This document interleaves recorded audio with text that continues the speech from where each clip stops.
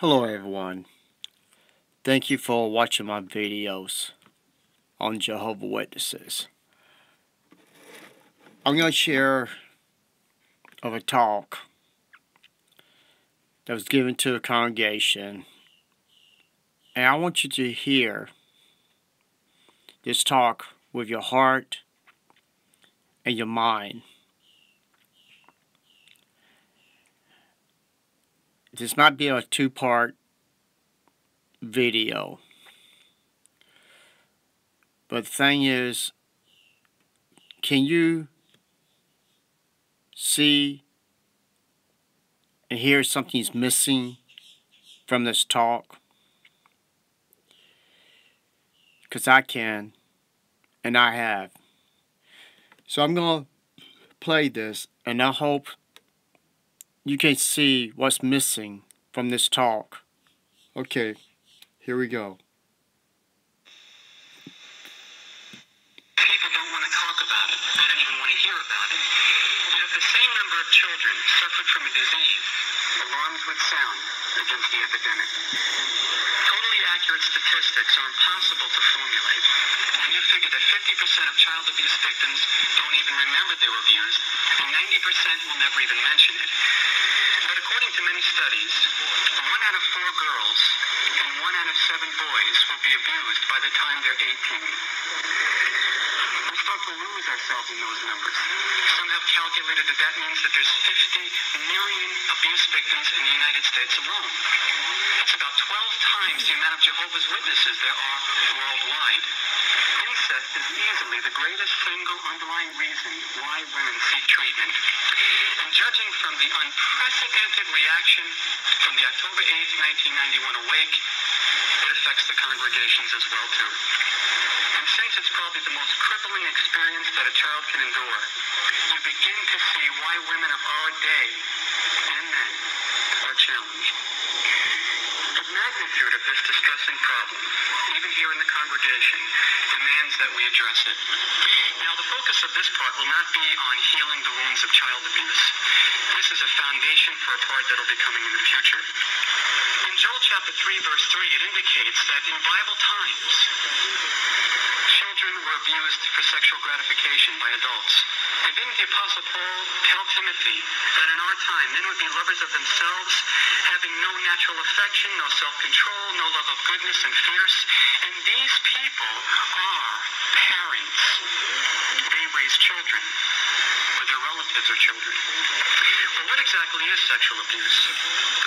First, the emotions evoked by all forms of abuse, whether it's verbal, physical, neglect, or emotional abuse, they all can manifest themselves in the same ways. But, so the information here applies to all kinds of abuse. But since it takes so little of the kind of sexual abuse to cause so much damage, and it's one of the most shaming, inducive kind of abuses, that's why we discuss it today. What is sexual abuse? Well, first you think of the physical kind. It's the hand-on, sexualized hugs and kisses, anal or oral sex, or intercourse. Then there's the more overt, non-touch kind of sexual abuse. Voyeurism, exhibitionism, exposure to pornography, exposure to the sexual activity of parents in the home. Or there's a more covert abuse, inappropriate sexual talking, being called sexual names, jokes about sexual parts. And then adults will violate the child's boundaries, leaving no privacy, breaking in when they go to the bathroom or when they're getting dressed. Then there's the very insidious emotional incest. It's crazy making.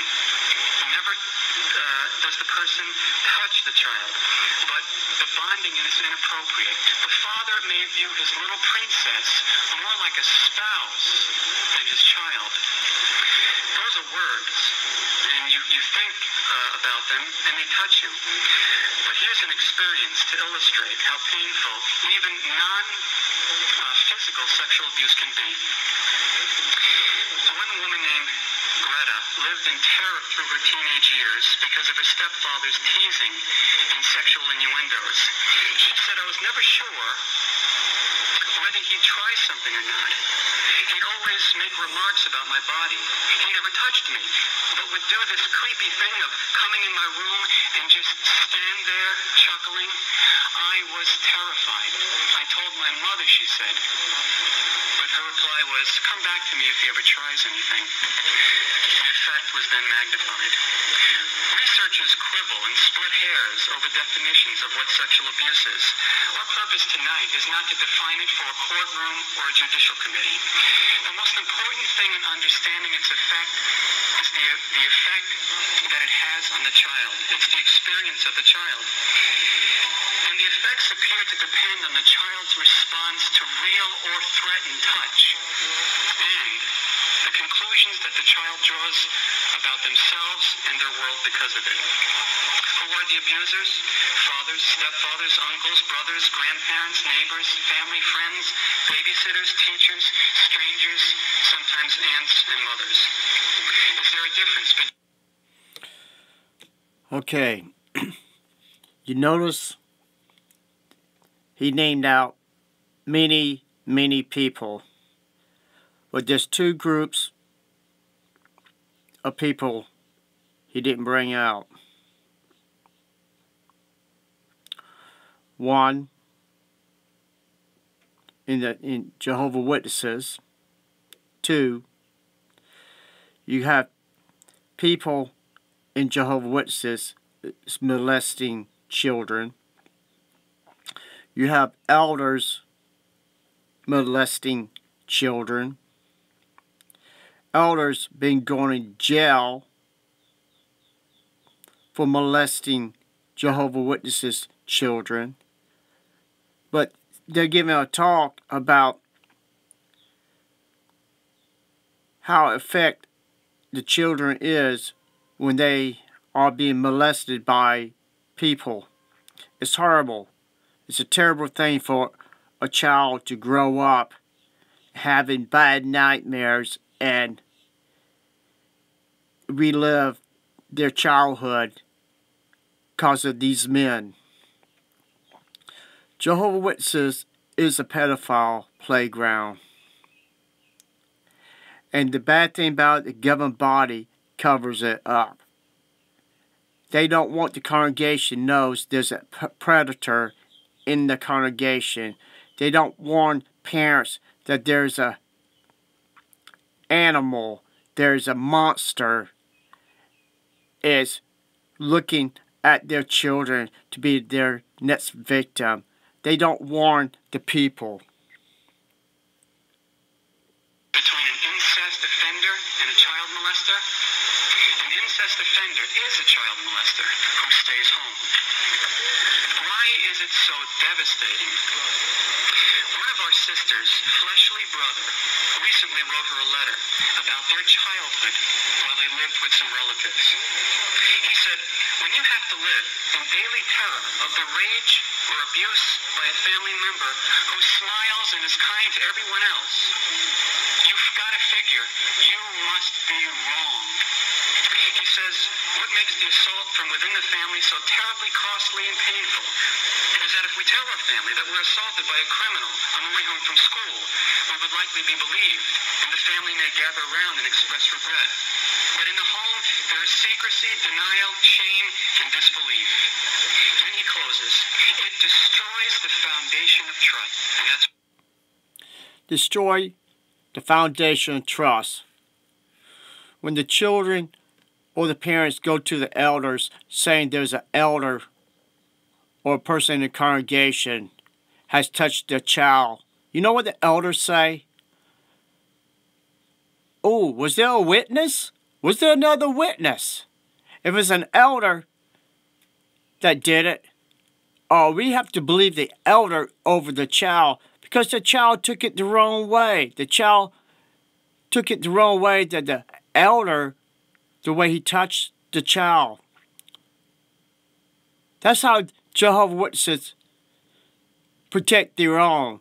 And they're having ignorance, talking about other people, families, and all that, yes, all of that is done in families. But the ignorance is the ones who's giving the talk knows that there's pedophiles in different congregations, knows that they get by with it without being punished. And do they warn the people? No. But they tell the people about, the parents, the uncles, the cousins, and probably the world have molested this child. But they don't tell the people that their own congregation members is doing this to their own children, their own members. That's what sexual abuse does. It is the ultimate betrayal of the most basic trust that a child has with a parent. And it does invade every facet of their life. And usually, the victim is totally dependent on the aggressor. That's why incest is one of the cruelest and most baffling human experiences.